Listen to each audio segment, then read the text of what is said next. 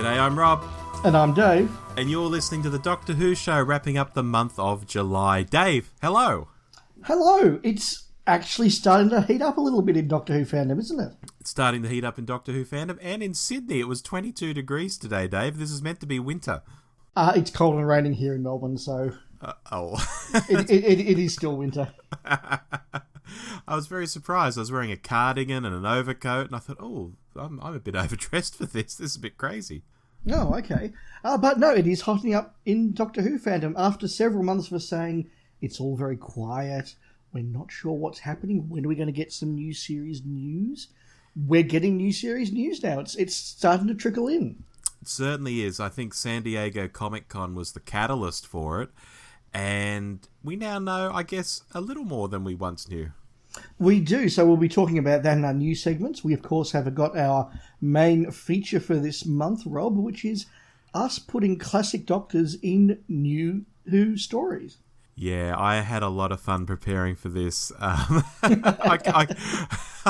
can tell from the tone in your voice you might have too. And yeah, I'm really looking forward to that segment. Yeah, just a bit of fun. But so news. So in the last couple of weeks, Rob, we've had a couple of big things drop. Well, I say big things, but we've had a mini teaser trailer and a slightly less mini teaser trailer. That's right, and neither of them really showed us what's happening in the episodes, Dave. Well, this is the thing. I think that to say that they are trailers is a little bit generous. They are very much teasers. They're just something to go, hey, kids, Doctor Who will be back later this year. You remember Doctor Who? It's back. But it's not what I would call a trailer that actually gives you a taste of what's to come and really sort of whets the appetite and goes, if you like this stuff, you need to watch our show. It was just a reminder that Doctor Who exists. Yeah, I mean, kind of interesting, quite artistic. I'm thinking more of that longer form one where the Doctor seems to be running. The Doctor's become the Flash, I think, Dave, and the Doctor is running around at high speed around a cafe and replaces someone's food with pizza and replaces Graham's newspaper with a copy of the Beano and then runs off at great speed again. And I thought, okay, interesting, I guess. And I'm very grateful to the Goodies Pirate podcast we've been doing because I know what Beano is. Yeah, I read a lot of British type comics in the 80s, so I knew what it was too. It was kind of fun to see it pop up like that. Yeah, well, I must admit, when I did see it pop up, what went through my mind was Tim Brooke-Taylor saying, they've replaced Beano and Andy with Porno and Randy. So that was what I went through. Rob, what was your reaction to these two teasers? Oh, look, the first one in particular, where it just ended with Jodie sort of staring vacuously at the audience, I think I even made the comment on Twitter, oh, look, she's in the same pose as in that single publicity shot we've been looking at for the last 6 months. It hadn't really sort of advanced the cause at all. You know, she had moved a little, but other than that, it was pretty much like looking at a publicity shot. Maybe if you took the publicity shot and just moved it from side to side, you'd have pretty much the same effect as what we saw of Jodie in the first of those trailers. Yeah, I was very curious about the thinking behind this. I would certainly give it credit that it did get Twitter and social media going within dedicated fan circles. And no doubt about that, it did serve that purpose. I've read some people saying, no, you're missing the point, it's for the wider audience. That I'm not sure is a valid comment, because for the wider audience, Jodie is still not the Doctor, really. Yeah.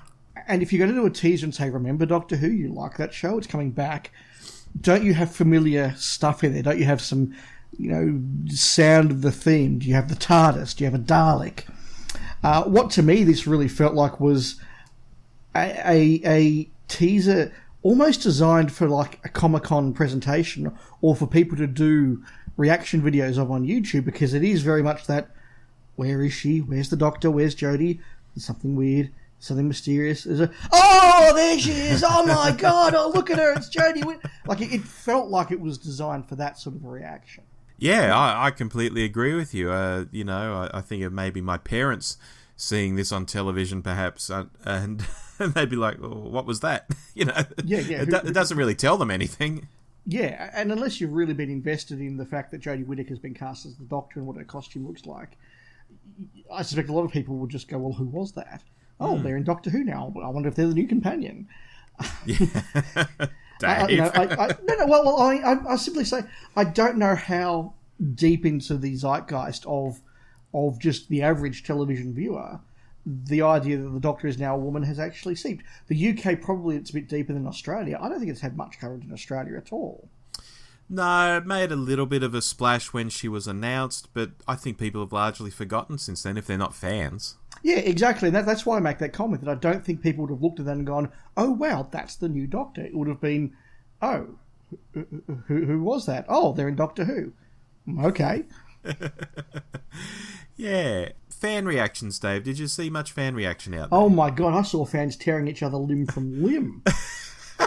Doctor Who fans doing that? Well, even it seems to get worse every year, Rob. It really does.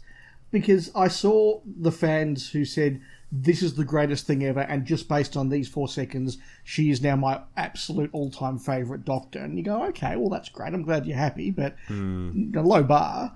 And then I saw other fans go, okay, it was a 10-second trailer in which we saw her staring into space. Who cares? Yeah. Immediately followed by the fans going, how dare you, you evil misogynistic bastard. If you didn't love that trailer and you don't love Jodie now, you are literally Osama bin Laden. Yeah, I'm going to take this theme and run with it when we get to our mini topics. I'm going to tie it into Star Wars. So stay tuned, folks. Yeah, so look, it's been very interesting. I must admit, the trailers were kind of spoilt for me because obviously they drop in the UK during the day. So I saw them first thing when I woke up. You know, you get up, you check your email, you check your social media, you sort of look through Twitter to see what newsworthy events have happened. And obviously I follow a lot of Doctor Who fans on Twitter, and there was this, oh my God, I've seen the trailer. And so you'd sit there blurry-eyed at 6:30 in the morning on an iPhone going, oh, the trailer. Well, there's some flash lightning and a magazine, and I didn't actually pick up a lot of the stuff that was happening until I watched it a couple of days later on a computer properly. Yeah. But look, it's got us talking, which I guess is the purpose of it. I will reserve any judgment until I see a real trailer with actual footage, trying to set a bit of a tone and a bit of an idea. I'm still very agnostic on this season to come, Rob. It's not that I'm not excited, but I've yet to have my appetite really, really wet. And it perhaps is partly that fact that we've discussed before. I don't know who Jodie Whittaker is. So it's not like, okay, I know Peter Capaldi, I'm waiting to see what this guy does. Or, oh, I've seen Matt Smith in Party Animals, I wonder what he's going to do with the Doctor. It's like, yeah, it is the blankest of blank slates for me, Rob. Yeah, I know more of her, and we've had this discussion before. So to me, it's like, oh, it'd be interesting to see how she does this, because it's a role very unlike anything she's played in the past. And, you know, we hear stories about how on the set of Broadchurch, I think she would juggle and laugh and play, and it's like, oh my God, because her character in Broadchurch was a very depressed parent who had a dead child. And you try and reconcile those two thoughts in your head, like, oh, she was lots of fun on the set. Oh, that sounds really weird. But okay, she must have that side to her, and she might get a bit wacky. But so far, it's just a lot of sort of looking out at the screen from publicity shots or at the end of that trailer. I guess in that other trailer, though, we had she's sort of talking to the companions and saying, you know, like, will you be my friends, will you be my mates? And it was almost echoing Capaldi's, like, you know, Clara, will you be my pal? And it's like, yeah, okay, you know, nothing new there. I still don't have a feel for it either myself, even though I have a bit more of a feel for her as an actor. Yeah, I'm right with you there. Which brings me to my final point, and this is a genuine curiosity I have, in that it still doesn't yet answer how they're going to write and how she's going to play the role. Now, there's a part of me that says, well, you follow the Terrance Dicks rule, which is you just write the Doctor and let the actor, or in this case the actress, put their portrayal over the top. And indeed, some of the best characters in science fiction, both in Doctor Who, Blake Seven, etc., have been characters written male, and then you just have a woman play them with that dialogue and that tone. Is that how she's going to do it? Is there going to be a desire to actually write her as a more feminine, in inverted commas, character? I don't know. I don't have a view on which way they should go. And again, these grabs didn't really answer that for me. I suspect because this is going to be that tedious, post-regenerative Doctor who you can't get a handle on. Yeah, I'm right with you there. I have no idea. What I was saying earlier, though, was San Diego Comic-Con seemed to be the setting for a lot of these reveals and the reason why this time of year was chosen. And I've got to say something, when you talk about, you don't have a feel for this and it's all a bit up in the air, there is the entire panel for Jodie and her 3 companions, Chibbers might be on it as well, that's been put up on the internet. And I looked at it and I thought, do I want to watch this? No, I don't. And that might sound really negative, but that's kind of how I am with this new series at the moment. I'm very open to watching it, but I'm not really champing at the bit for it, and I'm not trying to get every bit of information. I mean, I thought to myself, what are they really going to say? They can't actually say what's happening in the series or anything useful, so it's probably just more of that, vague, oh, we have such fun on the set, and oh, Jodie is so wonderful in the role, and oh, you'll be very surprised with some of the twists and turns. See, I could do the panel myself, sitting here, by just trotting out all these cliched sort of lines. So I haven't even gone and watched that, but it is out there for people to go and watch. I don't know if you've had a look at it, Dave? No, I've seen a bit of stuff out of Comic-Con, but I've more focused on some of the movie announcements than the television stuff. And like you, immediately after Series 10 aired, I was champing at the bit for this. That interest has waned as life goes on and I watch other shows and I get busy. I have no doubt that my excitement will build as we get to episode 1. But right now, Doctor Who just seems so far away in both directions. Oh, I agree. Despite what I just said, when it's the night before, I'll be thinking about it. When I'm about to push play on iView, or however we end up watching it here in this country, I will be really looking forward to it. I believe I'll be excited. But yeah, right now, couldn't care less. Also at San Diego Comic-Con, of course, there were new toys. There were Funko Pops. There were other action figure type things going on. And Jodie's sonic screwdriver was revealed. Now, I don't want to go into this too deeply, but a lot has been made of the shape of this sonic screwdriver, Dave, because it's it has a slight curve to it, and it kind of looks like, let's not mince words here, a sex toy. Okay, I didn't see that. I thought it looked more like a shellfish, but... Well, look, to be honest, the first thing I thought it looked like was Count Dooku's lightsaber, because it has a curve to it. Yes, that crossed my mind as well, yeah. And the reason that really crossed my mind is the picture where she was holding it so you could see the curve. She had the hood of her jacket up. So she looked like a Jedi. She's got this hood, she's holding this curved silver thing in her hand, and it's like, oh, that's very Jedi-like, very interesting. But soon people were saying, well, look at that curve down the bottom. It's kind of like a sex toy. And then other people were saying, you're just saying that because she's a woman, all the other sonic screwdrivers look like sex toys. I thought, I'm not sure if they did. And so on and so forth. Anyway, the toy of the sonic screwdriver is out there. It has a yellow light. So we've had blue lights, green lights. Now we have a yellow light in the in the sonic screwdriver. And it seems to have, and this is also a bit lightsaberish as well, it seems to have a crystal. The yellow glow is coming from a crystal, almost like Jedis have in their lightsabers. And when you push the button, the crystal spins around. I don't know if that's a very realistic interpretation of what it will do on screen, but I thought, that kind of looks interesting. Okay, new Sonic, new Doctor. Yeah, the risk of continuing my grumpy old classic fan persona, I don't care.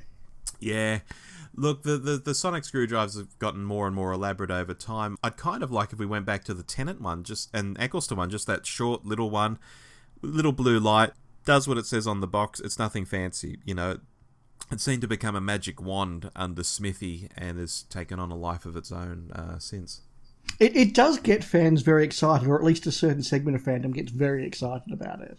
I think of it as being a sonic screwdriver. I totally agree with the Russell T Davies view that the Doctor should be stopped by plot and monsters, not by doors. And therefore, a sonic screwdriver is useful that he can get out of doors. And as our friends on Flight Through Entirety noted, one of the big problems with Davo losing the sonic screwdriver is that the whole of season 20 he spends part 3 of every story locked up because he doesn't have a sonic screwdriver. And so, fair cop. Yeah, so I'm not anti-sonic screwdriver. I just don't get very excited about the prop. Yeah, I've never been too interested in the prop. There are people who say, like, I have every sonic screwdriver, and they have all these little plastic toys, and I think, oh, even as a collector, even as someone who does collect, little plastic pieces of tat, I'm not interested in those. Anyway, we move on. I would be genuinely interested if there's somebody out there that is one of these people that gets really excited about the sonic screwdriver. Email us or tweet us and tell us what it is about it, because it genuinely sort of goes over my head, and I'll be fascinated to get an insight into what it is about these. Yeah, look, that's a fair question. I'd be interested in that too. Oh gosh, let's not go down the rabbit hole of when Smithy would just wave it around like a magic wand, and then he'd look at it like he was taking a reading or looking at a display. And I think there's no display on there, Smithy. There's, we've all seen the prop. There's no LED screen on it. You're not looking at anything. You're looking at the handle. What are you looking at, Smithy? Yeah, it was a tricorder, but we'll move on from that because we're being negative and we don't like to do that. No. The other thing that came out of the Comic-Con was, and I saw this article in the Radio Times, Jodie did speak about her costume. Yes, now this is interesting. So I'll actually read straight from the Radio Times article here. Speaking at San Diego Comic-Con on the weekend, Whitaker explained that a Google search looking for evocative images led her to a black and white photo of a woman walking in purpose, deep in thought, in short trousers, boots, braces, and a t-shirt. A description that chimes strongly with the 13th Doctor's eventual outfit. Quote, "The costume kind of felt like it could come from anywhere, and it should feel like that," she said. "I don't want something that felt too neat or tailored." So there's a little bit of background as to sort of the vibe and the tone and the inspiration for the costume there, Rob.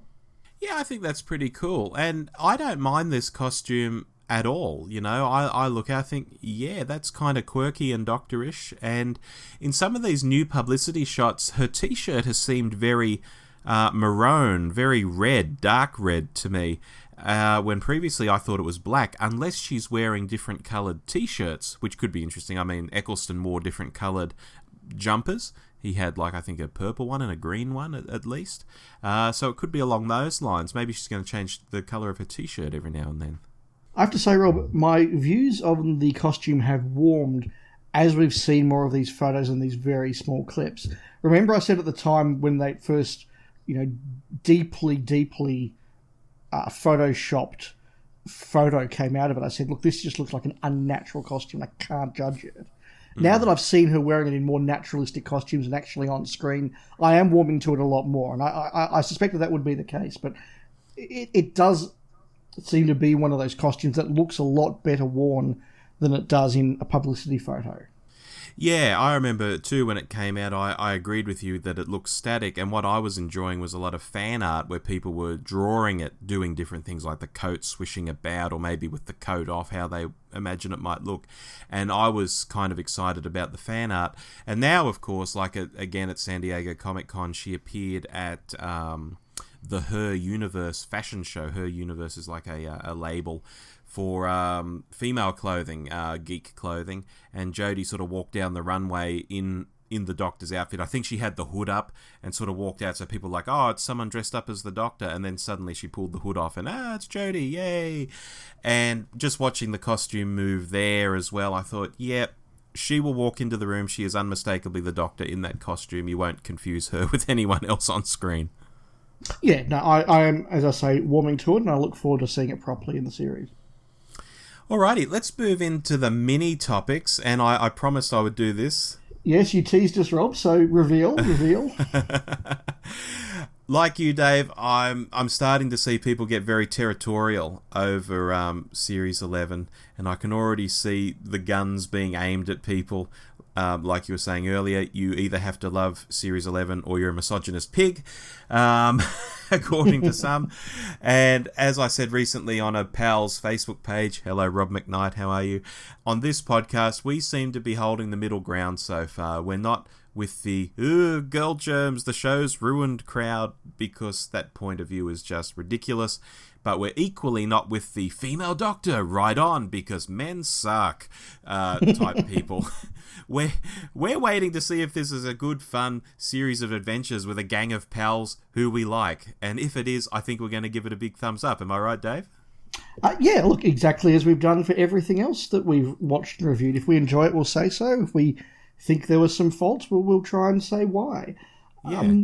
I don't know if you're aware of, we're going to talk about this later, but recently the final episode of the Goodies Pirate podcast came out, where we reviewed basically our journey back. And one thing that we said there was, we've always tried to say when we didn't like a Goodies episode, but to explain why we didn't and what could have been different and what could have made it work better, which I think is a very valid way to do that. And if we're watching season 11 and we go, this isn't quite clicking for us, we'll say so, but hopefully we'll try and say, this is why. Either the plot isn't working, or the tone isn't working, or a performance isn't working. But if we love it, we'll say we love it. I mean, we did that with episodes in Series 10. Yeah. I mean, that's just what we do. But, I'm getting a feeling, just already based on the way I'm seeing people defend this series, defend Jodie, etc., without having really seen anything themselves. I'm getting the feeling that some out there, whether they're podcasters or whether they're just fans on Twitter, I think some are going to really struggle to call this out if it's not very good, or if a particular story is not very good, because they won't want to be seen as being against the first female Doctor. I think it's going to be a very real problem. For us, that's not a problem, because we don't have a problem with the Doctor being female. We're just in it for the good stories, and are the characters we love, yes or no? No more, no less. But it is also, we've referenced this before, it is also this whole world we're in now, where something is either the best thing ever or the worst thing ever, and there is absolutely no place for nuance, whether it's politics or movies or sport or whatever. Although sport's probably been that way forever, but you can't sit there and go, it was pretty good, or I enjoyed that, but I had some faults. It either has to be perfect or awful. Yeah, everything's getting dumbed down at the moment, and this is where Star Wars comes into it, because I've been seeing these same sort of comments happening around Star Wars. There's a lot of people who don't particularly like The Last Jedi, and they have been dumbed down to, what, you can't handle female characters? And, I sit here as someone who wasn't too impressed with The Last Jedi, and I just think, what the? My issues with that film are about Luke's characterization. Something that even Mark Hamill has struggled with and has spoken about at length. He doesn't think Luke would have done the things he did, but he just had to act what was on the page. And how the story of The Last Jedi has left me not caring about seeing the third part of the trilogy, because I just think, well, what am I really looking forward to? I don't know. What am I wondering about? I'm not wondering about anything. I'm sure Rey and Kylo Ren will have another fight, and that'll probably be the end of it. I'm just not interested in it. It's nothing to do with Rey or Leia or Vice Admiral Holdo or anyone like that. But I would bet London to a brick that if I went online and said, man, I really didn't enjoy that film, the assumption people would make about me is that, I had some sort of problem with the women in it or something like that. And it's just, no, that's just dumbing down the argument to sort of get around my very real issues with this. Mark Hamill's very real issues with his character, etc., etc. Yeah, look, hopefully that's something we can avoid, and I hope our audience enjoys us all the more for it. Anyway, we'll jump off that topic. We will. So let's talk about something we can gush about, which is the Season 12 Blu-rays are out and arrived and in our hands and in our Blu-ray players. Well, you say our hands. I haven't got mine yet. Oh, Rob. Well, clearly you just hate Tom Baker.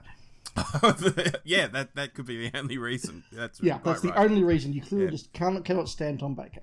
Yeah, bad fan. I'm slapping myself in the face. There we go. Look, it is a really wonderful thing. I said a few months ago when this was announced that for years now, my view has been how I dare those cynical BBC types to try and just sell me a Blu-ray of stories I've got on DVD, perfectly good copies. That would be so cynical.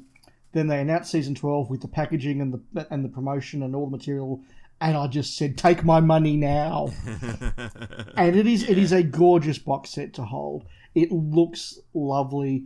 The presentation, and I haven't got the most expensive dynamic TV on the world, but just from the moment you put on the opening titles for Robot, and the colour's just that little bit crisper, the image has that video crisp look about it, and it is just a wonderful way to do it. And if nothing else, it's a lovely excuse to watch some really great stories. I've only watched the first couple so far. Life's very busy, and I try to watch new series as well. There isn't that time to go back and watch as much old Doctor Who as I wish, but I watched Robot, and I love Robot. It is such a delightful, fun story, and such a great start for Tom.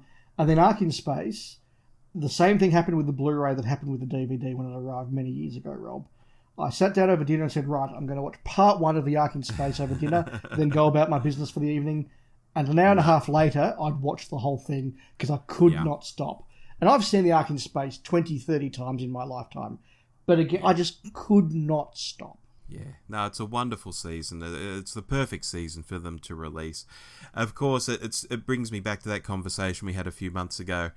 What are they going to do with all the other seasons? Are they all going to end up on Blu-ray one day? That seems a bit weird. I'm not sure if they would do all of them, so are we going to end up with half Blu-ray, half DVD collections if we want all the episodes, etc., etc.? That's the fan collector part of me worrying already, Dave.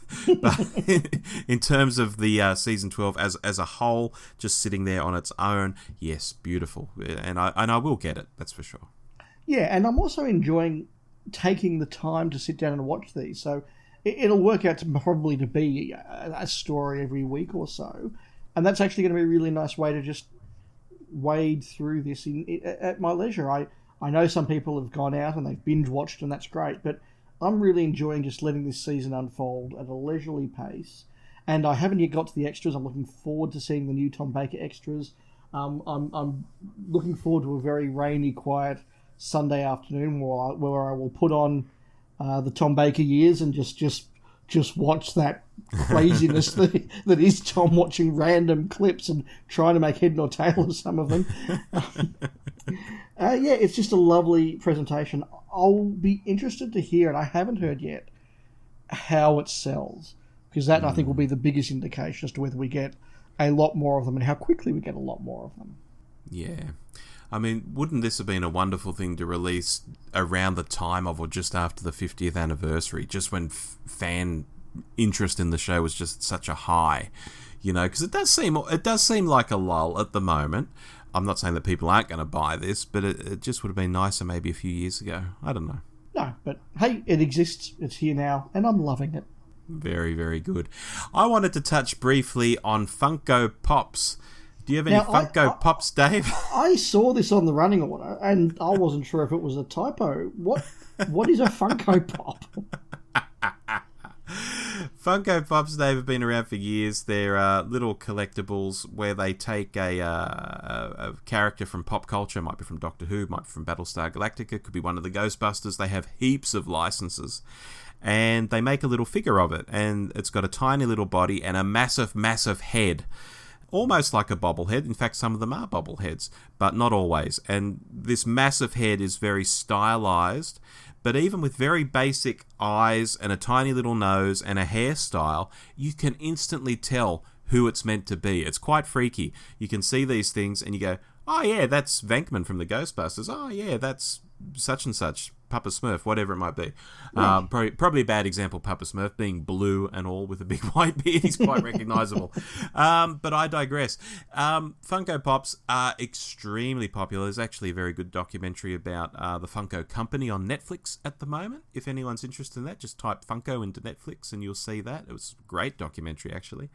And they do have the Doctor Who license. Now, I just wanted to mention, because I only learned this recently, that a number of the Doctor Who figures in this range, and they do a Hartnell, Dave, have been vaulted. This is what Funko calls it when they stop making a figure and they will never be made again, and shops can't order them and all that sort of stuff, and it becomes something that only fans are going to trade and sell between themselves.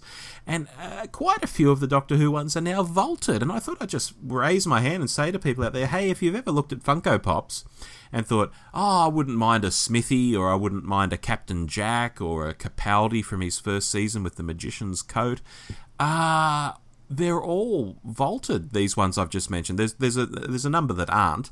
You know, they do like a Sarah Jane, for example. I don't think she's vaulted at the moment. one of the two Tom Bakers is vaulted, the other one isn't, and so on and so forth.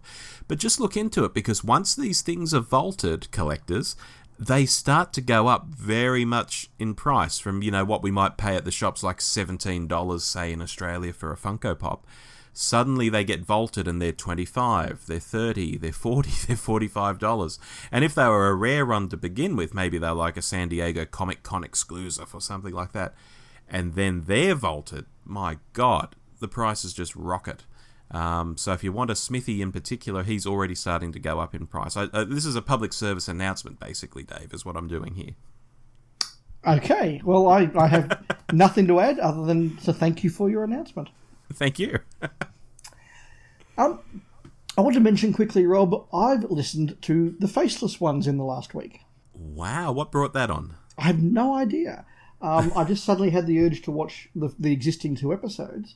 And after that, I thought I really want to keep watching this story because I really enjoy those 2 episodes. And so I actually didn't put the CD on. I got the Audible book, or whatever it is, on the iPhone now and listened to it on the way to work.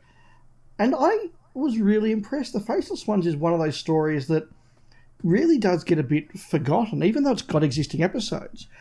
If you'd said to me, what happens in the back end of the story, I would have said, look, I know they go to a space station, and I know that there are, bandy things, and if they get pulled off, the Faceless One chameleon guys dissolve or something, and somehow it's all resolved.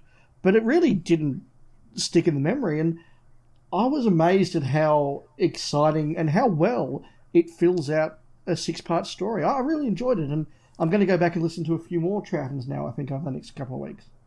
Yeah, I should revisit that. That was one of the later Target novels that came out, like in the late 80s. I remember buying it and reading it and really quite enjoying it. I thought it was a fantastic story at the time.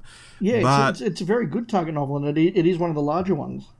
Yeah, but sitting here right now, if you asked me to tell you what it was about, well, I got no idea. It's not like I've gone and watched the story, because the story doesn't even exist in full.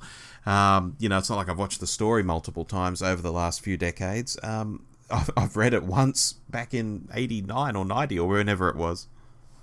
Yeah, so it's nice to go back and listen to some of these things, and as I say, I'm going to listen to a few more over the next month or two. Very nice. Briefly, I want to touch on Doctor Who on Twitch, which is wrapping up, or has wrapped up at the time we go out.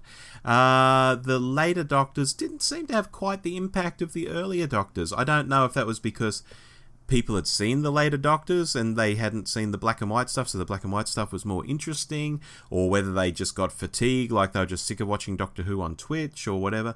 But they just didn't sort of, have the same ta-da on social media that the others had.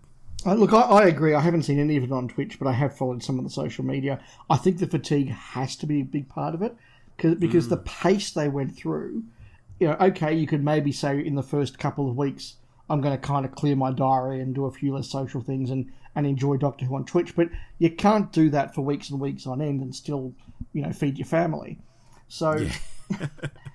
I suspect that people did sort of have to drop off a bit as well. And I suspect as well the novelty of the 80s is slightly less than it was for that first sort of 10 to 15 years, where people would have been looking at this black and white 55-year-old television and going, wow, I didn't know it was this good. I'd never seen these Doctors before. I've never heard of these companions before. Whereas the further I think you get into it, the more it's like, oh, look, I know who Tom Baker is. I know who Liz Sladen or Sarah Jane Smith is.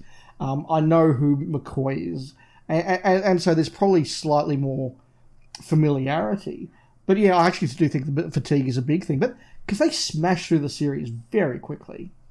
Oh, yeah, because they weren't showing everything. The night before we recorded this here tonight, I was watching an episode of Curse of Fenric on there, and even the chat box down the side of the screen, instead of just constantly pinging off the screen with new comments, someone to make a comment, and it'd just sit there for ages until someone else commented. Yeah, right. And I thought, oh, okay, yeah, this isn't going as well as the earlier stuff. And then someone kept saying London 1965, London 1965, which is what they were saying during the black and white episodes. And I thought, why are you saying this during a Sylvester McCoy story? I don't get this. Ugh. And then I just turned it off. Yeah, the internet can be a weird place sometimes. Yeah.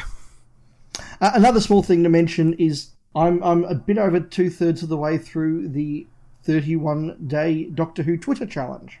Ah, now you might have to explain this to people who aren't following us on Twitter or don't see when I retweet your tweets. Well, somebody out there, I can't remember where I found this now, I apologise to whoever it was, had tweeted this graphic that's out there, and it has the numbers 1 to 31, obviously, for a month, and on each day you have to tweet an answer to a Doctor Who-based question. So some of them are simple, like your favourite Doctor or your least favourite Doctor, your favourite companion. Others are things like your favourite titles, or your favourite logo, or the monster that scared you, or an actor you really want to see in Doctor Who. And I sort of looked through the list and thought, oh, this will be pretty easy. I'll do this. It'll be a bit of fun. And some of them were very easy, like, tweet your favourite Doctor. Well, okay, it's William Hartnell. Tweet your favourite companion. Oh, it's Lee Shaw. But some of them, like the monster that scared you the most, or the actor you really want to see in Doctor Who, or some of your favourite things. And I thought, no, it would be very easy to, have 4 or 5 picks, but I want to have one pick. And I was scratching my head over a few of them, and it's been a really interesting and fun thing to do. I don't know how many people are looking at them and whatever, but I've kind of had fun doing this little thing. It's a fun Twitter thing. Yeah, I've enjoyed retweeting when you've put them up, and I've looked at them, and some of them I thought, oh, of course, yes, I knew that. But others I've thought, oh, okay, that's interesting. I didn't know that, about your fandom. Yeah, so, it's interesting. If you look at the Doctor Who show Twitter feed, you'll see them all retweeted there, and maybe some of our listeners will decide to do that as well over 31 days. Yeah, maybe I'll even do it one day. I'll be very interested to see some of your responses, Rob. Favourite Doctor, Davo. Yeah. Favourite companion, Polly. And so on and so forth. And so on and so forth. Now, Dave, the main topic. I've been waiting for this the whole episode. Yeah, so, look, well, let's have some fun. We're going to put each of the first 8 Doctors into a new Who story. And we're going to end by saying a few new Who stories we just can't imagine a classic Doctor in. Yes. Very simple, but hopefully fun. Yes, and we've had a few comments from listeners too, which we'll read at the end of this segment. And did you find when you were doing this, Rob, some Doctors were really easy and there were multiple choices, and others you've really struggled to find a suitable one? Yes, particularly because I found it very hard to pick one for the third Doctor. I really struggled. I looked up and down the list of stories for a long time before I slotted him in. But others I slotted in almost straight away, and then I'd see another story, think, oh, that could be one for him as well. Oh, there's another. Oh, he could be in everything, And so, yeah, some did seem very easy. Some had multiples. Not that I'm going to do multiples here, but yeah, Pertwee for me was so tricky. Oh, interesting, because he was the first one that I did. I've just gone, Pertwee goes in there, done. Oh, yeah. Look, when I found something for him, I thought, well, that fits, and that's the Pert. He would do well. But it took me a while to find it.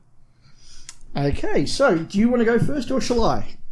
We could toss a coin, Dave. Oh, I have a coin right here, so we are live tossing a coin. Heads or tails, Rob? Tails. It's heads, so I guess I'm going first. That's you.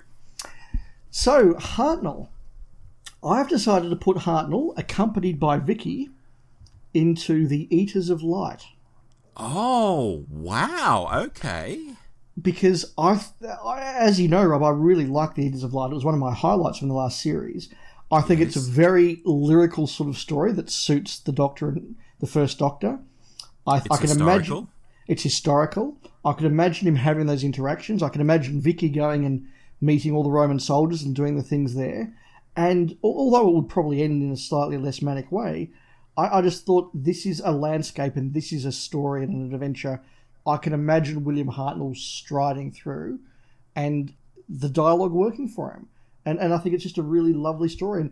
And maybe that's why it did resonate so much for me, because maybe it is a very Hartnell-esque story at its core. I can buy into that. I think that'd be wonderful to see Hartnell in that story. So where did you put my favourite Doctor? Dave, I put your favourite Doctor, literally, into the Dalek. Oh! Explain. Because, Dave, what a wonderful 60s concept miniaturization is. So imagine being miniaturized, and I do know they did that in the Hartnell era, but put that aside. miniaturization being inserted into a Dalek, the monster of the 60s. It just seems too good a scenario not to put a really inquisitive Hartnell into.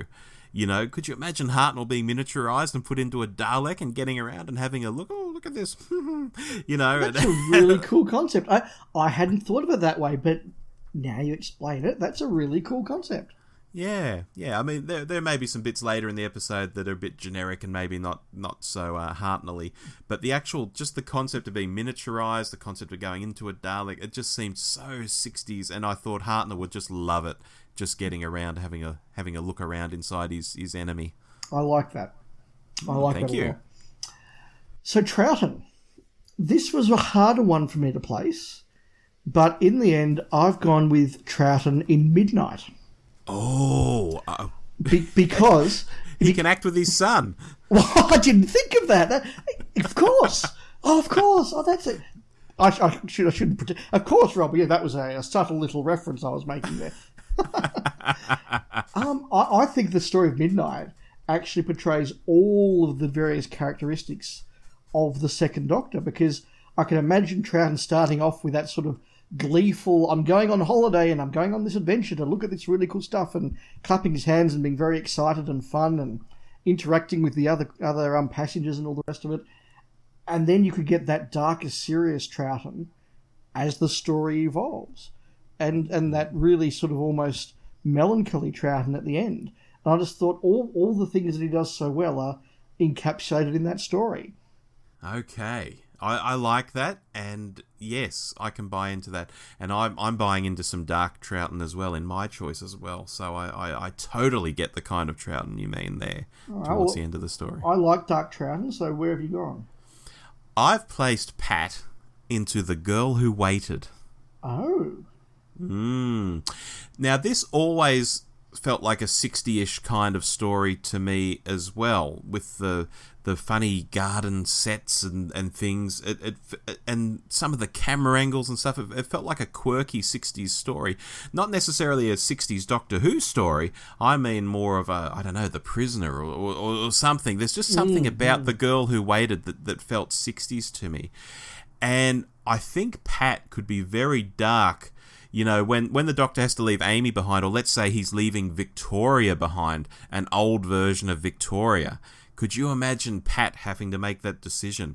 And he's got the young Victoria on the TARDIS and an old Victoria outside, and, you know, just how dark Pat would be, his face, the lines in his face, the shadows. Oh, his voice would drop down an octave or two, Dave, and he'd be very, very grim. It's interesting that we've both latched on to that darker portrayal. In my case, not in its entirety, but we've both had that as a bit of a hook into the story for us. Yeah.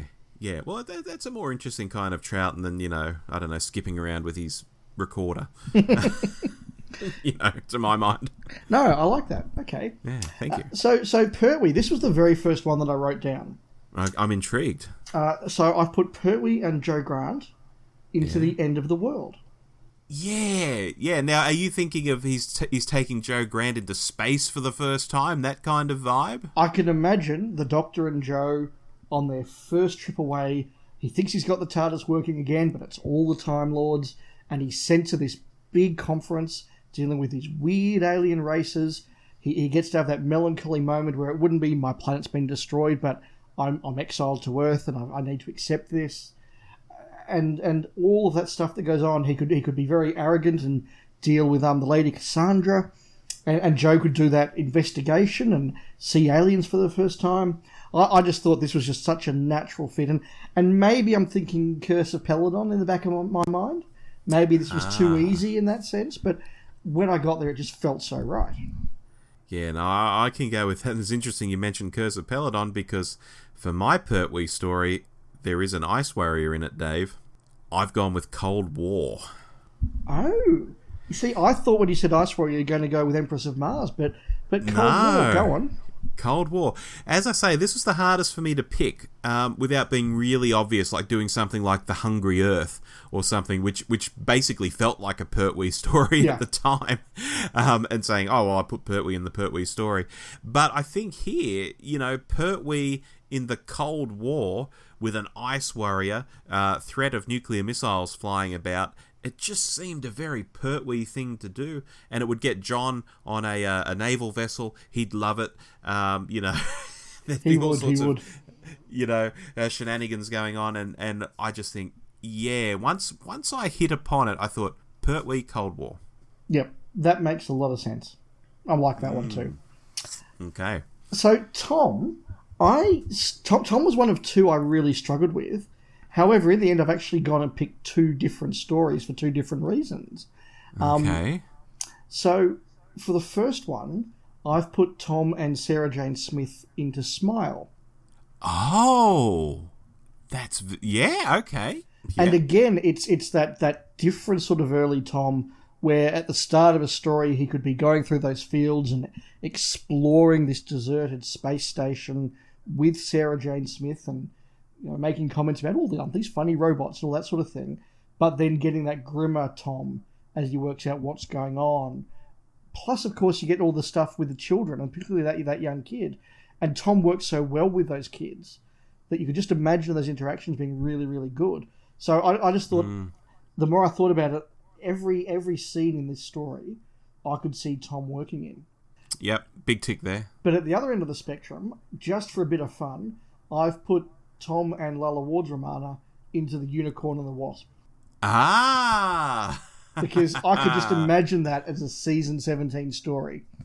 Yes.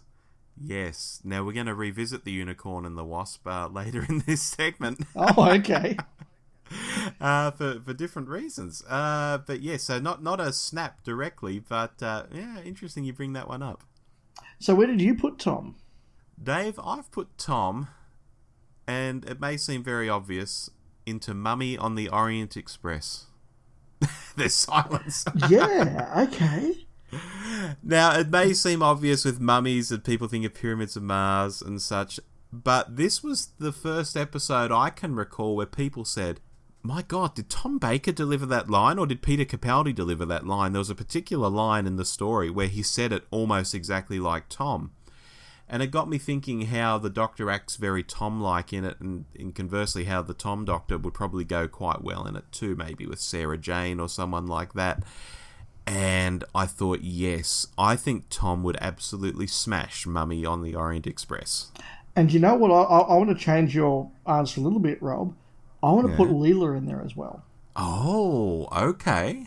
And what would she do? Well, I just think that because a lot of this story is about instinct and trying to work out what's going on and trying to think differently. And Leela was always really interesting when it came down to that. Her instincts were always more finely tuned, and she sensed and intuition things that other characters wouldn't. And that could have been a really interesting thing to see here. Yeah, no, that's interesting too. Okay. Now, best Doctor ever, Dave? Davo. I went with a few combinations on Davo, but then when I landed on the one, it wasn't the obvious story. I don't think it's an obvious story, but it's one that I think would work really well. So I'm putting Davo and Perry into the Impossible Planet and the Satan Pit. Oh, wow. Because I'm thinking that really season 21 Davo. Yep. I'm thinking that Perry going off and exploring and meeting the Ood as probably her first adventure after Planet of Fire would be really intriguing. Her exploring the wonders. I could imagine Davo sort of showing off the black hole and what's going on. But then I can imagine Davo teaming up with someone who isn't his companion, which he did a lot, and going down that rope and visiting the Satan Pit. And I just thought he would be so good with those interactions. Yeah, no, that would work very, very well. Yeah, it's not a typical Davo, I don't think, but I think it is a good... where Davo was really good with stories like this. Oh, he could be so dashing and heroic getting down on that rope and, and that scene where he has to let go of the rope and just fall away into darkness. And, gosh, that'd be great. Yeah, so I'm okay. that's one I'm very happy with. I'm very, very comfortable with that pick. Okay. I would put Dave, in Vincent and the Doctor. Okay. That's a partial step from me. I'm coming back to that story. Okay, because it's such a sweet, sentimental sort of story. I think Davo just runs away with that kind of acting versus the rest of them. Except maybe McGann. When McGann's in his younger, more Byronic kind of romantic sort of self, maybe he could do it too. But for me, Davo in Vincent and the Doctor, I can just imagine him in the art gallery, with the Bill Nighy talking about, Vincent van Gogh and all that, and, just the look on Davo's face. He'd probably have his hands in his pockets and just beaming at Vincent van Gogh at the time. I just think it'd be really nice. I can picture Davo doing it. Which is interesting because I've put Colin and Mel into Vincent and the Doctor. And this is your next one. And that's my next one. And it's interesting. You've sort of taken a very lovely and soft story and put a lovely and soft Doctor in there. Whereas I've put Colin in there because it is the sort of lovely and soft and dramatic story I think it would have been lovely to see Colin get. And particularly that later Colin with Mel. I would love to see Colin play those more emotional and subtle moments, and those sadder moments. I think his interaction with Bill Nighy would be very, very different to what Matt Smith did or to what Davo would have done. He would always have been quite imperious and dismissive of Bill Nighy. That could have been fun as well. But, I can imagine Colin being bombastic with the chicken monster, but then sad Colin at the end of the story. And I think Colin would really have benefited from a story like that actually let him be dramatic, not just bombastic. Yeah, give him a chance to act, really stretch him a bit, yeah. Yeah, and Mel, I think, would be the perfect companion for that story because she was such a sweet, bubbly person, and she would be so excited to meet Vincent van Gogh and then so sad, both at the death of the chicken monster and then seeing, what happened to Vincent. Yeah, true. That is an interesting one for me to think about because I would have never put Colin in that story, but now that I think about it, it's quite an interesting thought to have. Yeah. Where did you go to with Colin? I took Colin into Dinosaurs on a Spaceship. I wanted to get Dinosaurs on a Spaceship in there. I almost went for Dinosaurs on a Spaceship with Troughton, actually. Interesting. Okay. I mostly because I could just imagine Troughton doing the dinosaurs on a spaceship.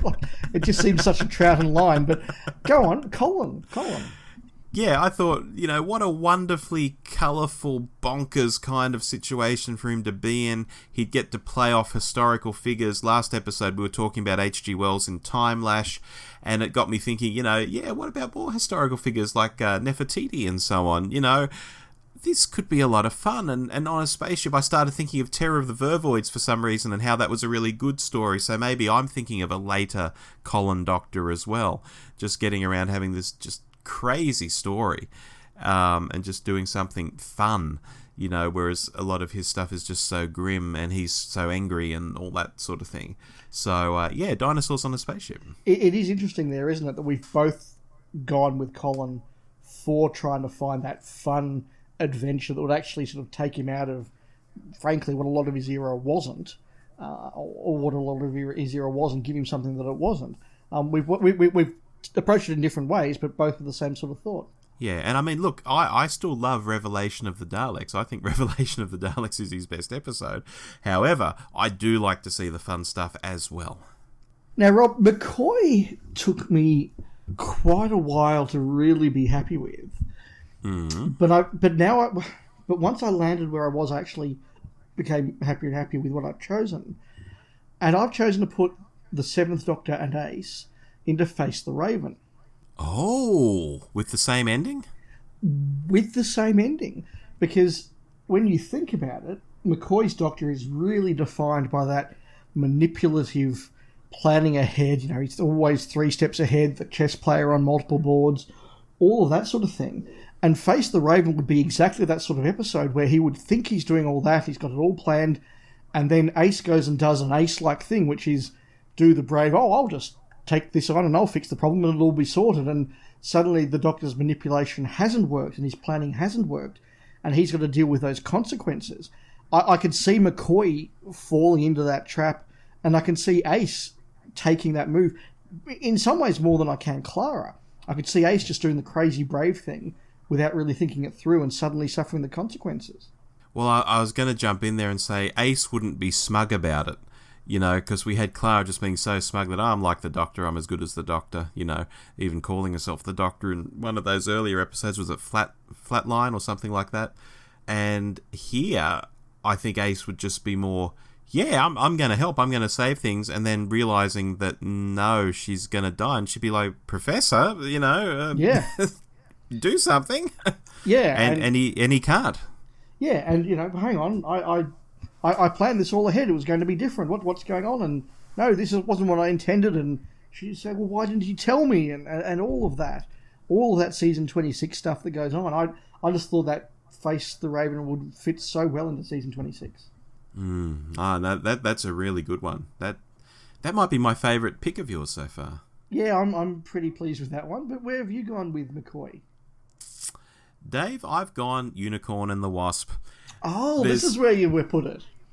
Yeah, there's something about this that just screams Seventh Doctor to me. Out in the countryside, that setting, the way he dresses, the way he'd fit in with the other people at the gathering, the crazy scene where he has to detox from the cyanide.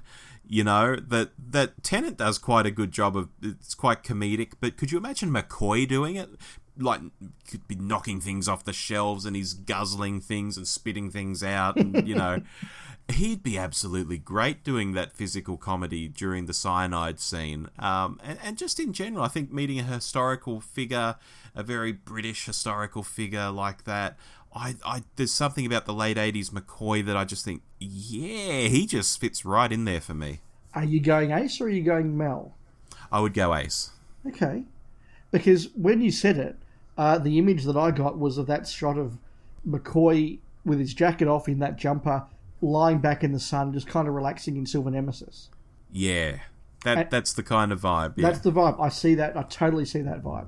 But I did think for a moment that you were going to say Mel, because I could see this is a season 24 story. Like this kind of feels a bit like Delta and the Bannerman. Oh, yeah, because it's got that really fun angle to it that the first McCoy series has. Yeah, I get that. But I think I just like Ace too much. Guilty. Yeah, no, interesting. They're very different approaches we've taken with the McCoy Doctor. Really different approaches. Yeah. Interesting. Which just leaves one guy. McGann. So I could have been cheeky and just said, well, let's just put McGann into the Day of the Doctor where he should have been all along. That would have been quite funny and true. Yes, but look, that's too easy. I've put the McGann Doctor into the Idiot's Lantern. Oh, okay. Yes. Because imagine Paul McGann dashing around 50s London, doing the motorbike thing, doing all the stuff with the wire, all the big climaxy stuff, the interaction with Tommy. I just think that's a really sweet tale, but with a dash of action and a dash of adventure. And that, to me, is what McGann is. Interesting. Okay. I can see that. I can buy that. And I do. For me, this suggestion came from my wife. She came in while I was going through this list and said, what are you doing? And I said, I'm, making this list, and explained it to her. And, she was giving me a shoulder massage and reading over my shoulder. It was quite a pleasant scene, Dave. And then she said, you haven't got McGann yet? I said, no. And she quite likes McGann. She thinks he's fantastic, actually, both in Doctor Who and outside of Doctor Who. And she said, how about Silence in the Library? And I went, oh. And she said, he's romantic and he's losing River Song. He's never met this woman. Imagine the scenes between McGann and River Song. And I thought, oh, now that you say that, I can't not think about that. And suddenly I thought, you know what? I think that would be a very interesting story for McGann to be into. The Vashta Narada are a good enemy. The romantic scenes with River Song, it just fit for me. If you were to excise the Donna plot from that story and just make it a real tale between the McGann Doctor and River Song, really focused on that relationship, I agree, that would be a really interesting episode. It might even make me start liking Silence in the Library. I thought, and again, it's the younger, more Byronic McGann that we're thinking of, not the sweaty, dirty Night of the Doctor McGann. And yeah, just there's something about it. I couldn't not see it once she said it, so I didn't really get... The Byron Doctor in a library, like, that just makes sense. Yeah. That really absolutely. makes sense. The more and more I think about it, the more that sort of works. That's right, and his anguish at someone who he clearly is meant to be in love with, but he hasn't met her yet, so the conflict, and then she chains him up and he can't get to her and she zaps herself, and, he would be heartbroken. More so than Tennant, I think. Yeah, and I also think he would be better than Tennant. Not that I dislike Tennant, but he would be better than Tennant at really conveying a threat that is basically word peril in that story. You don't see a monster in there, you just see shadows, and there's the threat of a monster and a description of a monster. And I think he would convey that in a really effective manner. I wonder if it's because of the dialogue work he's done with Big Finish and we concentrate on his voice more. But, I think the way he could describe things and really stretch out some words and, that'd be great. Well, there's some interesting picks there, and some of them we've gone in the same direction, but a lot of them we've gone in very different directions. Yeah. Both from a point of view of having different styles for different doctors, but putting different doctors into the same story, which perhaps suggests that some stories do lend themselves to this more than others. Which brings us to the idea that maybe there are some stories that don't lend themselves to this. Yes. Do you want to start with one of your picks, Robert, for a story that you just can't imagine a classic Doctor doing? Okay. My first pick for this category, Dave, is the Doctor's wife. Okay. Okay. Have we got a snap? No, but it did cross my mind. All right, because although the TARDIS is the wife to all the Doctors, yes, we get that. I think the way Smithy interacts with Idris seems like a real one-off to me. I can't even imagine other modern Doctors doing it, like Capaldi or Eccleston, maybe even Tennant. But certainly, could you imagine Hartnell doing it? No. Troughton? No. Pertwee? No. And so on and so forth. It is so Smithy to me, that story. It really is. And I think there's a lot of Matt Smith that actually is very, very unique. It's a very particular time in the series. Yeah, absolutely. So that's my first pick. My first pick is Sound of Drums, Last of the Time Lords. Oh, yeah. Yep. Because to me, this really feels like an ultra-modern story. It's got the pop music references. It's got that use of real-world politicians and news media. It's got aspects of the plot that you just wouldn't do in classic Who with that sort of torture stuff. It's got that big picture sort of thing. It's got the old Doctor. The Master's very different to how he was in the original series. I just think there are bits of it you could put a classic Doctor into, but the whole affair is just so modern and so different to the classic series. I couldn't imagine another Doctor in there.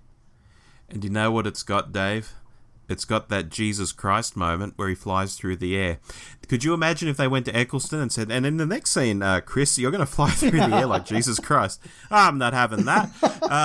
Let alone Tom Baker. Could you imagine? That's whippet. Yes. Smithy, I can't imagine. Capaldi would be like Eccleston. That is very Tennant, isn't it?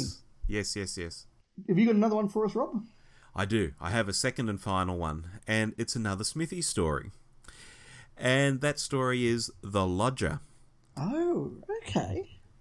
Because I think you need a really young, dynamic Doctor for this. And if we're thinking of the classic era, it really only gives us Davo, and he is quite sporting. I could imagine Davo kicking a soccer ball, sort of. He's more of a cricketer to me, in my mind.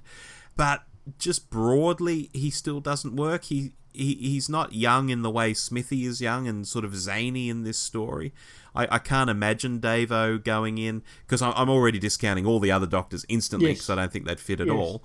You imagine Davo in it, Craig's job answering the phones and asking for biscuits, and no, it is just so Smithy. When you first said it, I thought, well, hang on, you could put Davo in there, but no, you're right. It isn't something you could put a classic Doctor. No, yeah. I totally buy that. You've thought about that more than I did at first, and yeah, of course. Yeah. What's yours, Dave? So I've got two more. So the first of them is what I think is kind of the ultimate Smithy story, and that's A Good Man Goes to War, Let's Kill Hitler. Okay. Yep, fair. Because that is just so Matt Smith. It is so Moffat. It could only exist at that point in the series history. The characters, I think, are very unlike the classic series. The tone is very unlike other series. That just is... It is the peak Moffat-Smithy era for me. And I don't think it could exist at any other time or in any other way. How interesting that so far the 3 stories are all Smithies. Well, I had one Tennant, but 3 of the 4 have been Smithies, yes. Yeah. But my final one's not. My final one's a Capaldi story. Ooh. And that is Listen. Yeah. Yeah, the even the other New Who Doctors I don't think have the gravitas to pull that off. And for the classics, yeah, I'm quickly running through them in my mind, trying to put them in some of those scenarios or delivering the lines. Because you need that mix of tension and wonder, but also that very unusual thing of the Doctor remembering the flashbacks to childhood and all that sort of thing. Now, the classic Doctors would never do that, and I don't think the other modern Doctors could pull it off. Eccleston could have done some of the tension and some of the fun, but could he have done that nostalgia? I don't think so.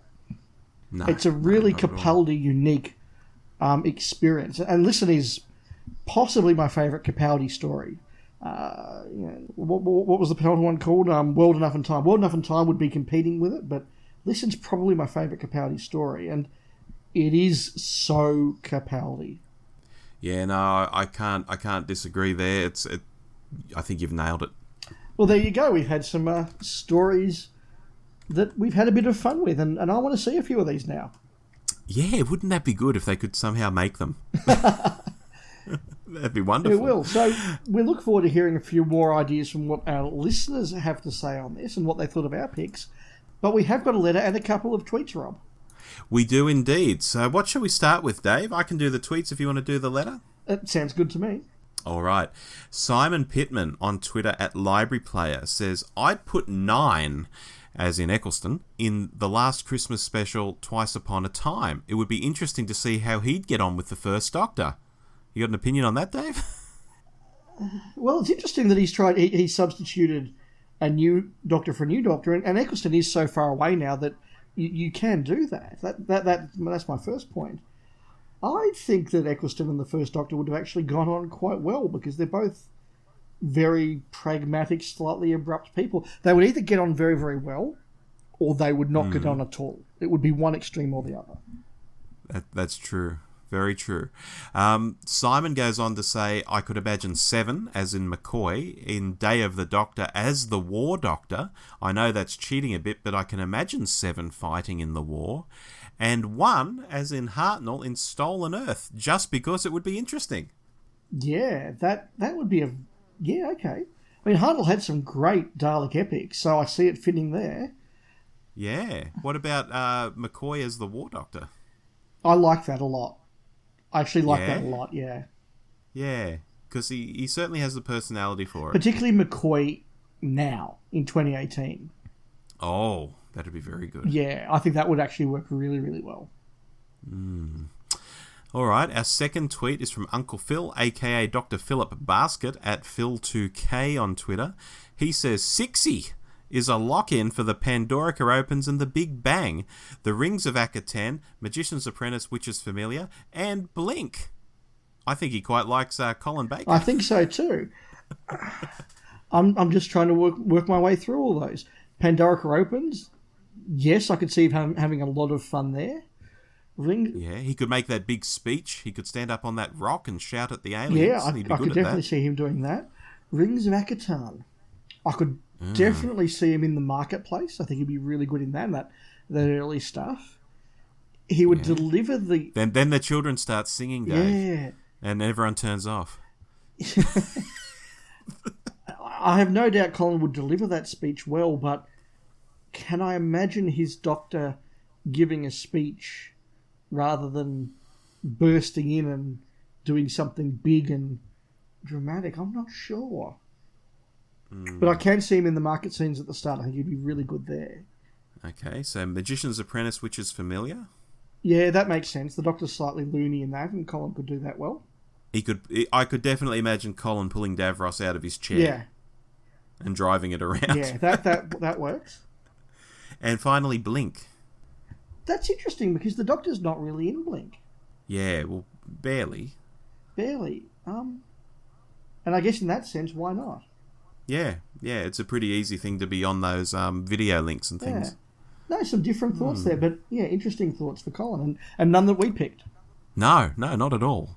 Which then leads us to our letter. So this is from our regular correspondent, Mike Socko. Hello, Mike. Hello, Mike. He says, "Hiya.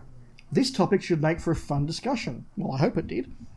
Yeah. Here are a few quick hit ideas. First Doctor, Barbara, Ian and Vicky, the end of the world. I'd like to see the Doctor and Vicky in a situation where they are just as out of date as Ian and Barbara were portrayed in futuristic stories. Interesting. Yeah, okay. And End of the World could fit as a 60s story really well. It is kind of the web planet in space in some ways. Yeah, with all the aliens and such. I like that. Look, I actually think a lot of Doctor combinations would fit into the End of the World. It is a wonderful story that helps to sort of ease people into the new series from the old. It's a lovely little gateway drug there, I think. For the third Doctor and Sarah Jane, Mike says, Time of the Doctor. Imagine the once exiled Doctor now chooses to stay in one place to defend a planet.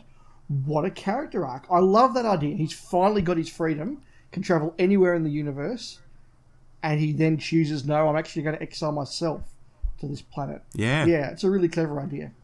Yeah, good one, Mike. The fifth Doctor he's putting into Midnight. Hey, Davo! The most human of the Doctors in a situation where he has to convince others to believe him. Again, Midnight is probably a very classic Who sort of story, and you could see a couple of Doctors going in there. I must admit, Rob, I'm sticking with Troughton for that. But yeah, I see why Davo could fit in there. I can see him getting so exasperated. Yes. And sticking his hands in his pockets and deep breathing while he's talking to people. Doing panty acting. Yes. You must believe me. And the seventh Doctor, Mike says, human nature so they can get the ending right. Okay, kidding aside, he says the Doctor and Mel in a town called Mercy. McCoy in a Western seems a tremendously fun idea. That, to me, again, is that wonderful season 24, just have fun sort of story. I actually really like a town called Mercy. It's possibly my favourite from that season, in fact. And yeah, I think McCoy and Mel having fun in that would work really, really well. Yeah, agreed. Absolutely agreed. So thank you so much for that email, Mike. It was great. Yeah, so thank you for that. And we look forward to hearing from some other listeners what stories they might mix and match in. Yes, please. If you've listened to this episode and you have some thoughts, do get in touch. You know where to find us. Absolutely. So that brings us to the end of our episode, Rob. It does indeed. Do we have anything to plug? Look, I do just want to mention, as I mentioned a little bit earlier, that one of the other podcasts I work on with my friend Richard and Rob and Tom, the Goodies Pirate podcast, is now done and dusted. We have been through every episode of the Goodies. We've wrapped up with a few special episodes, and it's kind of been nice to put a full stop on a 2-year project like that and just look back at a really fun series. So with the DVD box set coming out, maybe a few people will go and buy that and catch up on the Goodies Pirate podcast in its entirety when they get to watch the Goodies again. Yes, and I listened to every episode of it. Having seen most of the stories you talked about, I am looking forward to getting that box set so I can see the few that I haven't actually seen. It was very interesting to hear about them through the podcast. I wonder if our friends in America get the Goodies as much as maybe our British friends who listen. I'll be very interested about that. We have had a couple of people write in from America, but certainly most of the audience are UK or Australian, for the podcast anyway. Yeah. No, very interesting. But it must feel good to just put a lid on that and you're done. It's like a box set in its own right. It is, and Richard and I now continue to plough on with Spacefall, the Blake 7 podcast. Which is very good too. Some recent TV that I've been watching in no particular order. I've been watching The Detectorists, I've been watching Final Space, and I've been finally watching Series 2 of Riverdale. Now, 2 of these, Dave, have Doctor Who links. Go on. Detectorists is a Mackenzie Crook sort of vehicle. Mackenzie Crook, who was in The Office as Gareth. And he stars alongside Toby Jones, who, of course, was the, what did they call him? The Dream Lord in Amy's Choice. He's that weird-looking guy. He's just got that weird sort of He's look in a to lot him. of things now. He's done a Marvel movie. He's done quite a lot of dramas. Yeah, and look, this is a comedy, short, 25, 28-minute episodes about 2 guys who are in a metal detecting club, and they get around trying to find, Roman and Saxon treasure and things, and they have rival clubs and intrigue and all sorts of fun stuff. It's quite a fun, small little series, and I've really enjoyed the 2 series of it I've seen so far. That's been good stuff. Final Space is a new animated sci-fi comedy, which is on Netflix. It's not as good as, say, a Rick and Morty or even a Futurama or something, but it is quite weird and kind of fun and has some lines here and there that I like. The Doctor Who link here is, I was watching, I think, the 2nd episode, and David Tennant's name came up in the credits, and I thought, this will be fun. I'll try and pick which one Tennant was in the episode. I couldn't pick it. Unlike when he's in, say, Ninja Turtles or something like that, and you just pick his voice straight away. I could not pick his voice. I'm going to have to go and look it up, actually, to see who he played. I was a bit disappointed. But, it's a sci-fi animated thing. It's rated M. It's a little bit rude. It's kind of fun. And finally, Riverdale, of course. What a guilty pleasure that is. That 2nd series just goes off the wall crazy. But the fun thing is you can tell the actors in it know that it's crazy and that they're acting in like a really over-the-top thing, and they're just having fun with it. I think it's great. Look, I do enjoy Riverdale. I have to watch the 2nd season. I watched the first couple, but I need to watch the rest. I have been watching a series from about 10 years ago called Kings. Oh, I don't know that one. It only did about 13, 14 episodes before it was cancelled. It was a very expensive series, and it kind of reimagines some of the biblical scenarios in a modern day setting, in that it has 2 kingdoms at war, and a young captain by the name of David goes and rescues the prince of one of the kingdoms from the Goliath tanks. and it sort of goes on from there. It's a very interesting sort of fantasy is not quite the right word, but a really oddball series. I've really quite enjoyed it, and it's only 13 episodes, so I quite like that. Is it preachy, or is it just using biblical stuff as just a very basic setting? No, it's not at all preachy. It just sort of uses some of these names and tropes and ideas to tell a story about a kind of a fantasy realm. But very modern. Like, it's not like Narnia or anything. It's as if these countries existed in 2000. Okay. One last thing I thought we should probably talk about, because we have done a episode on this in the past of our Alternate Galaxies podcast that we sometimes do, Dave, and that's Buffy, because there are, well, not rumours, it's pretty much confirmed there's going to be a reboot of sorts of Buffy. Yeah, so do we know, is this a reboot? Is it a sequel series? Like, is it in the same universe? Do we have any idea of what it is other than just Buffy of some sort?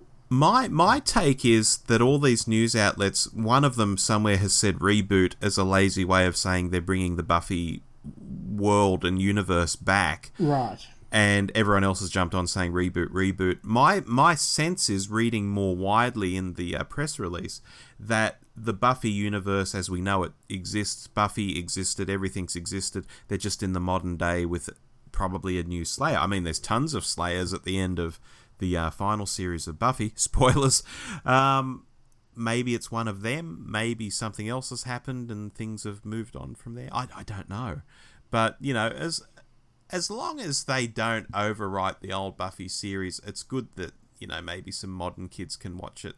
I won't be too interested in it myself, though. I'm very curious. I will be checking it out, and I'll be very interested to hear, as the time goes on, what sort of approach they're taking.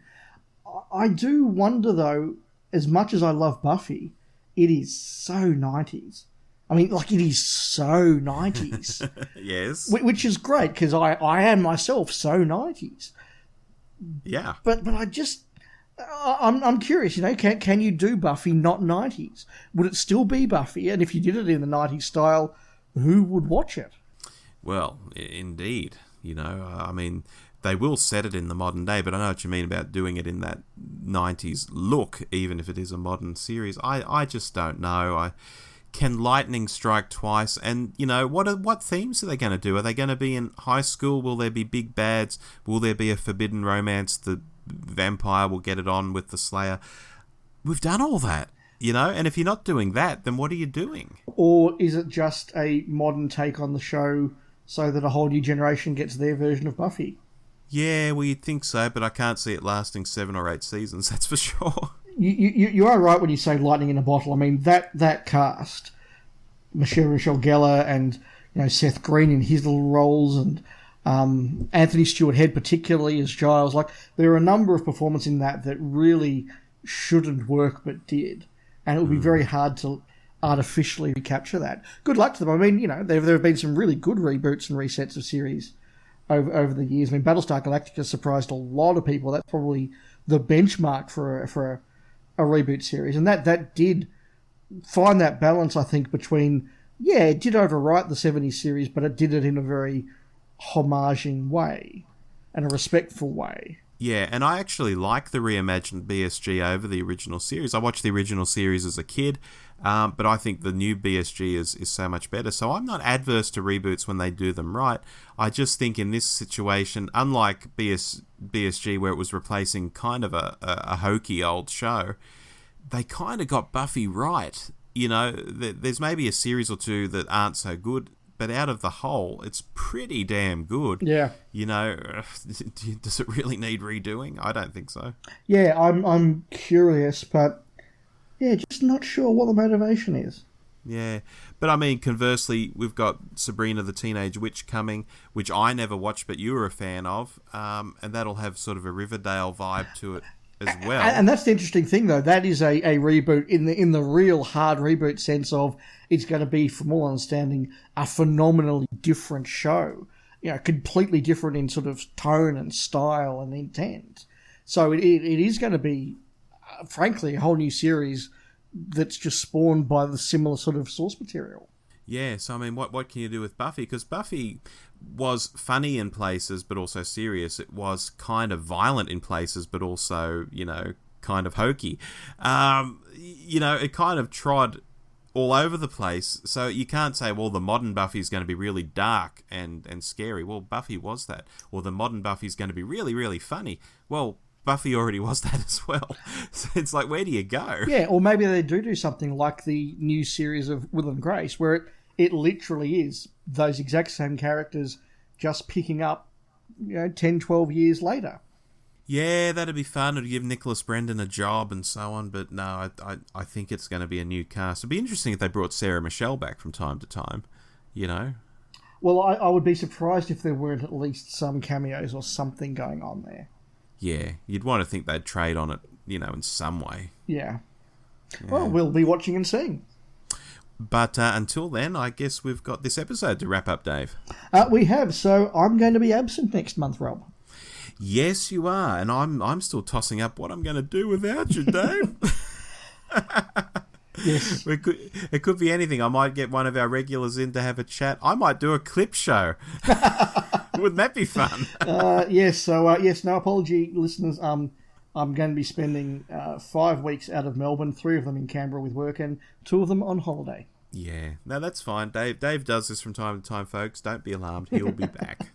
That's right.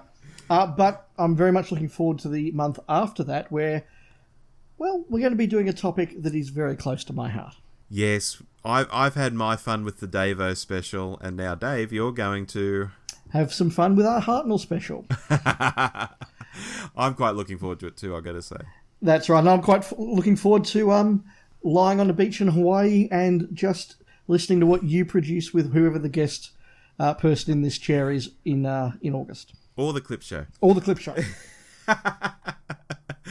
Well, lovely, Dave. That sounds good. I wish I was on a beach in Hawaii for the moment, but beggars can't be choosers. Fair enough. But so, we'll look forward to that. But we hope you've enjoyed a hopefully fun episode of the Doctor Who show.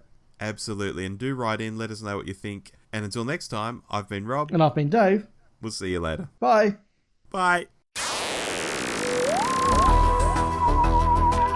You've been listening to The Doctor Who Show, the podcast where too much Doctor Who is barely enough. Subscribe to us on iTunes or listen through the website at www.thedwshow.net. Write to us at hello@thedwshow.net or send us a quickie on Twitter @thedwshow. Facebook.com/The DW Show is also a good place to find us if you're so inclined. Our version of the Doctor Who theme arranged by George Locke. Look him up on YouTube, folks. This podcast is intended for entertainment and informational purposes only. Doctor Who, all names and sounds, and any other related items are trademarks and/or copyrights of the BBC. All other trademarks and trade names are properties of their respective owners. The official Doctor Who website can be found at www.bbc.co.uk/Doctor Who.